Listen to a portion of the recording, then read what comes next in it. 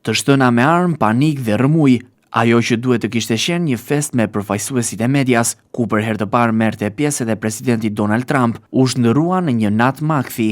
Një person i identifikuar si Cole Thomas Allen hapi zjarr në hallin e hotelit Hilton në Washington DC, ku po mbajej edhe darka për korespondentët e shtëpisë së bardhë. Presidenti amerikan Donald Trump, së bashku me gruan e tij Melania, u evakuan shpejt në një vend të sigurt. Agresori tashmë i identifikuar, një 31 vjeçar nga Kalifornia, u neutralizua nga forcat e rendit. Qëllimi i tij mendohet të ishte që të qëllonte drejt zyrtarëve qeveritar, ndërkohë që një roje sigurie u plagos lehtë gjatë shtënave, por e mbrojti eleku i sigurisë. Ai u trajtua më pas në spital dhe është jashtë rrezikut për jetën. Të ftuarit e këtij takimi u fshehën poshtë tavolinave, ndërsa vetëm pak më pas, Donald Trump postoi në Truth Social se autori i të shtënave ishte kapur. Në deklaratën e tij, presidenti Donald Trump e përshkroi autorin si një ujk të vetmuar dhe se qëllimi i tij ishte të vriste. Mediat amerikane bëjnë me dije se pas kontrollit, autorit ju gjetën gjithashtu armë zjarri dhe thik me vete.